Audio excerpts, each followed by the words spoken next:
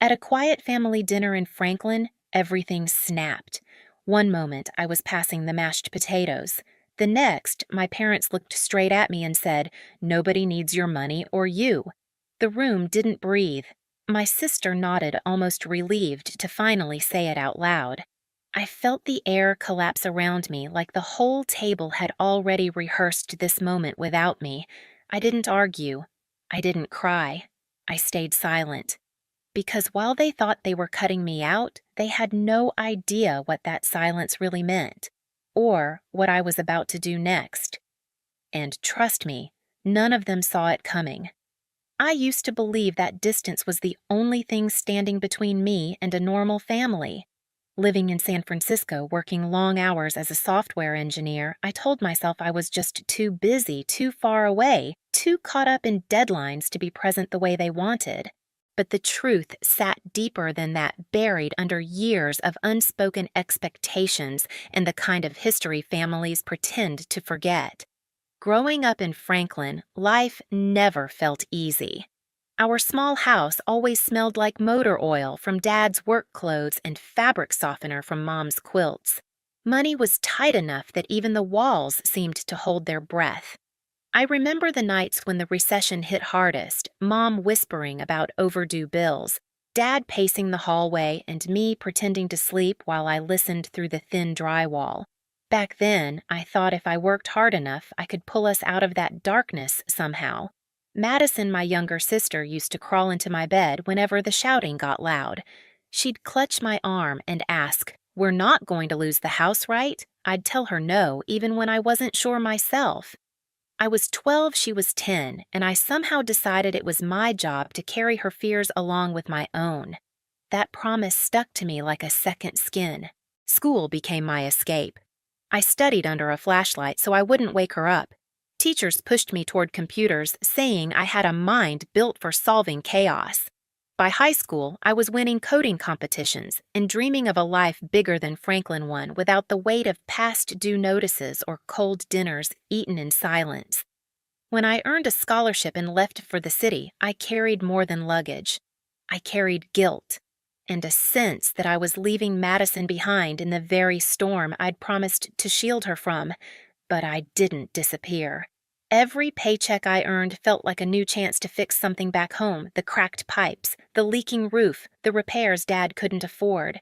I sent money quietly without ceremony because that was how love operated in our family, unseen, unspoken, expected. Madison had dreams too. A small boutique, a place to sell her designs, something she'd talked about since she was a kid. Helping her felt like fulfilling that childhood promise in a way words never could. A loan here, a payment there, and eventually an SUV to help her run the business. Somewhere along the way, though, Madison's gratitude faded into something sharper. She'd joke about my big city life or call my help charity. Dad bristled whenever I made an offer to fix something. Mom shifted her tone whenever I mentioned visiting, as if my presence was an inconvenience, not help. Still, I hoped that family dinner would be different, a chance to reset, a chance to feel like I still belonged. But I misread everything, every silence, every shrug, every tight smile, and by the time I realized the truth, the damage had already been waiting for me at that dinner table. The moment I walked into my parents' dining room that night, something felt off. Not loud, not obvious, just a heaviness like the air had already decided what was going to happen before I even took my seat.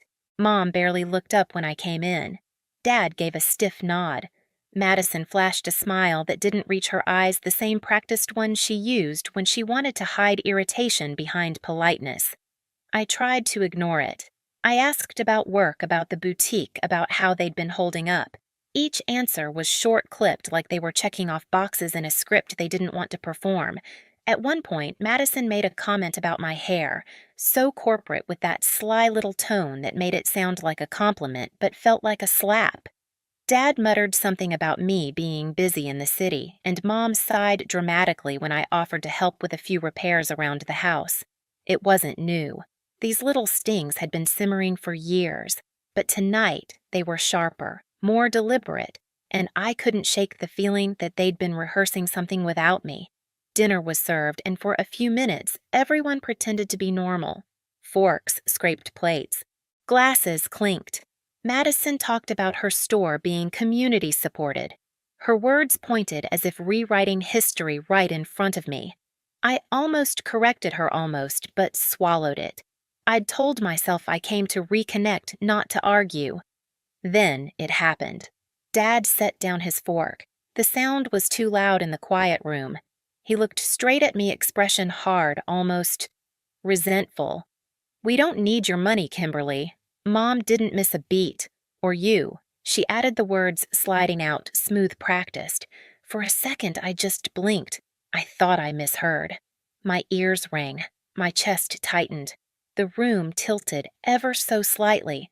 But then Madison leaned back in her chair, crossed her arms, and said it. "She's right. Nobody needs your money or you." It wasn't a whisper. It wasn't hesitation. It was agreement. Cold. Final.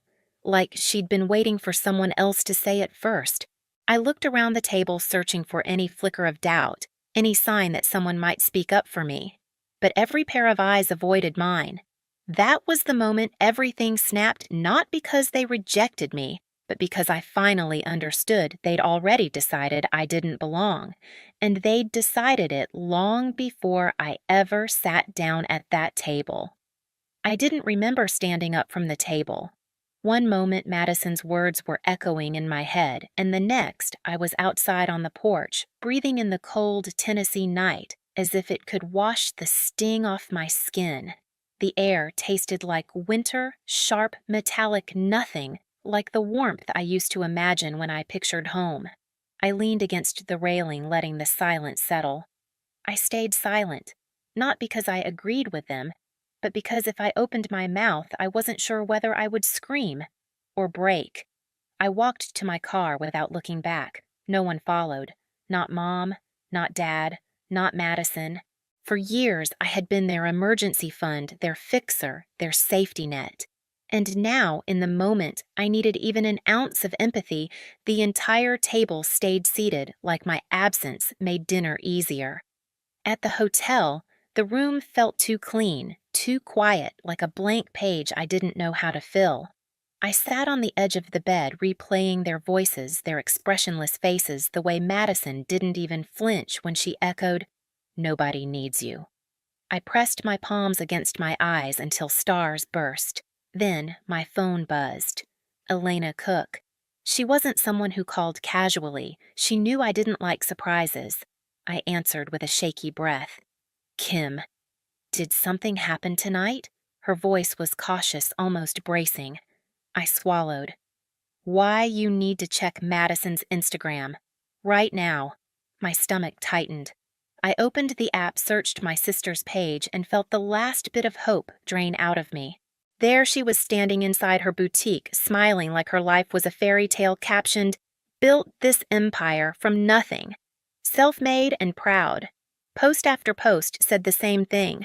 No mention of the payments I'd sent home. No mention of the inventory loan.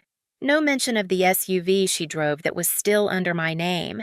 Just Madison the town's self-made star basking in praise that wasn't hers alone. That's not even the worst part, Elena said. Her friend Erica commented that she never took a handout. People in Franklin believe every word. Something in me shifted. The anger I felt at dinner sharpened, crystallized into clarity. I wasn't just rejected. I was erased. I opened my laptop. My fingers hovered above the keyboard, trembling, but not from hurt anymore. From certainty. If they didn't need my money, if they didn't need me, then I didn't need to keep holding everything together. I searched for the SUV's title first, then the loan papers for Madison's store. Payments, bills, transfers, years of quiet support staring back at me in cold, undeniable lines. And for the first time that night, I didn't cry. I didn't fall apart. I just sat there breathing steady, realizing something they never expected. Silence wasn't surrender. It was the beginning of my pushback. I barely slept that night, not because I was crying, those tears had dried hours ago, but because my mind had shifted into a place I hadn't visited in years. a place of precision strategy clarity. The same part of me that once solved coding puzzles at midnight now examined every thread of my family's narrative and realized exactly where to pull. By sunrise, the sky outside my hotel window was washed in pale orange. Franklin was waking up coffee brewing trucks, starting people strolling into diners, but I felt strangely detached, as if I were observing someone else's town, someone else's life. I didn't bother going to my parents' house. I opened my laptop instead. Step 1. The SUV. The black SUV Madison loved flaunting posing next to it for her girl boss posts was still legally under my name. I had bought it outright, thinking it would help her deliver inventory, attend vendor markets, and build her boutique. I remember the look on her face when I handed her the keys. Gratitude, awe, the kind you can't fake. Funny how quickly that kind of gratitude erodes when pride takes over. I searched for the dealership's number and pressed call. "Hi, I need to initiate a repossession," I said steadily. "Yes, I'm the titled owner." The manager asked for paperwork. I emailed it within minutes. He hesitated. "Do you want to give notice?" "No," I replied. "Just retrieve it. Today." A strange calm washed over me. Not victory, not spite. Just release. While waiting for confirmation, I opened another tab. Step 2. The boutique loan. Thread and willow. Madison's self-made empire only existed because years ago she'd called me sobbing terrified she'd never achieve her dream without help. And I, in all my guilt-bound devotion, had co-signed a loan big enough to break her if anything ever went wrong. It was time to let it go wrong. I drafted an email to the bank. I will no longer be making payments on the shared loan. Please redirect all notices to the primary borrower.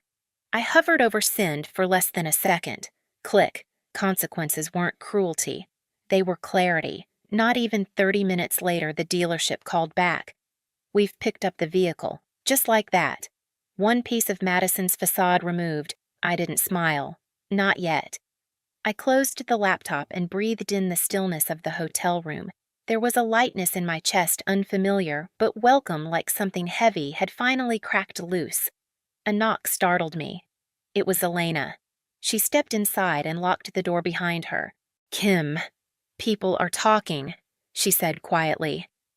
"The SUV got taken from Madison's driveway, and the bank called her about missed payments." I raised an eyebrow. Already she's freaking out, posting cryptic stories, deleting comments. "Let her," I said. Elena sat beside me studying my face. "Are you okay?" Truly, I thought about it. Really thought about it. "I'm done being her safety net," I said. "If that breaks her facade, she built it too thin." Elena let out a breath that sounded like relief. Good, but the day wasn't done. By late afternoon, chaos bloomed across Franklin like wildfire. A friend texted Elena screenshots from the town's community page. Did Madison lose her SUV? Thought she bought that herself. Heard her boutique might not make rent. Self-made, guess not. People who praised her yesterday were now dissecting her story, comparing timelines, realizing pieces didn't add up. The praise became suspicion. The suspicion became gossip. And gossip in a small town becomes reality. Then another text came, this time from Daniel, my cousin. "You might want to know. Madison's at the boutique crying. Scott's yelling. People are watching." I didn't rush over. I didn't crave the spectacle. But I needed closure. So I went. Thread and willow looked smaller than I remembered, like the paint had dulled overnight. I stepped inside without making a sound. Madison and Scott were mid-argument, voices low but heated. "You told everyone you built this alone," Scott snapped. "Why didn't you tell me about the loan? About the SUV? About any of it?" Madison's mascara streaked her cheeks. I didn't think she'd actually take them back." Scott shook his head, disgust thick in his voice. "You lied. To everyone." Then he noticed me. His face fell. Madison turned. Her expression collapsed from rage into panic. "You did this," she hissed, pointing at me like a child caught stealing. "You ruined my life." I didn't raise my voice. I didn't step back. I just met her eyes steady and unflinching. I didn't ruin anything I said. I just stopped holding everything together. She blinked rapidly, tears spilling. "You're jealous," she spat weakly. "You always hated that people loved my boutique." I almost laughed, not because it was funny, but because the lie was so small compared to the truth. "Madison," I said softly, "I loved you enough to give you everything you asked for. You loved me enough to erase every trace of it." Silence. Heavy, thick silence. Scott looked between us, realization dawning. "You used her," he whispered to Madison. "All these years?" Madison broke. She slid to the floor, crying into her palms. "Why couldn't you just keep helping? Why did you take everything away?" I kneeled, not to comfort her, but to speak where she couldn't pretend not to hear. "Because you told me. Nobody needed me." I held her gaze. "And I finally believed you." Scott stepped aside. He didn't defend her. He didn't blame me. He just watched as I stood up, brushed off my coat, and headed for the door. Before leaving, I said the only truth Madison had earned. Actions have consequences, even the silent ones. Outside, the cold air hit my face. This time, it didn't sting. It freed me. I walked back to my car, each step lighter, each breath deeper. The sun was setting over Franklin warm gold, sliding across rooftops beauty the town didn't deserve, but I finally did. Behind me, Thread and Willow's lights flickered. Ahead of me, the road stretched wide and open, and for the first time in years, I wasn't carrying anyone but myself. Leaving the boutique that day felt like stepping out of someone else's storm. For years, I had carried the weight of their expectations, their silence, their entitlement, believing that if I just worked harder, paid more bills, sent more support, somehow the love would balance out. But as I drove back to my hotel, something inside me settled in a way I hadn't felt since childhood. A quiet truth: I didn't owe anyone the pieces of myself they kept taking. Franklin reacted exactly the way small towns always do. The gossip spread, twisting through coffee shops and parking lots. People who once praised Madison's self-made success now whispered about the loan, the SUV, the collapse of her boutique.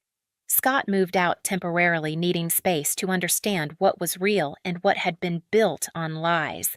My parents left 2 voicemails, angry, frantic, but I didn't return the calls. Not out of spite, but out of self-preservation. When I finally boarded my flight back to San Francisco, I didn't look back. The city lights welcomed me home in a way Franklin never had. My apartment felt different, lighter, like the air had been reset. I brewed tea, opened the windows, and let myself breathe. Not as a provider, not as a fixer, just as a woman reclaiming her own life. I realized then that boundaries aren't walls, they're doors, and I finally closed the ones that were draining me. Back in San Francisco, I learned to live without the constant pull of guilt.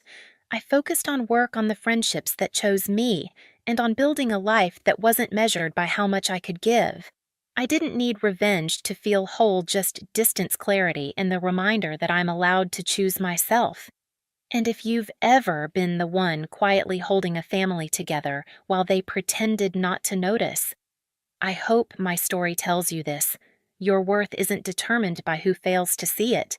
Tell me where you're watching from, subscribe for more stories like this, and don't forget to ring the bell so you never miss what comes next.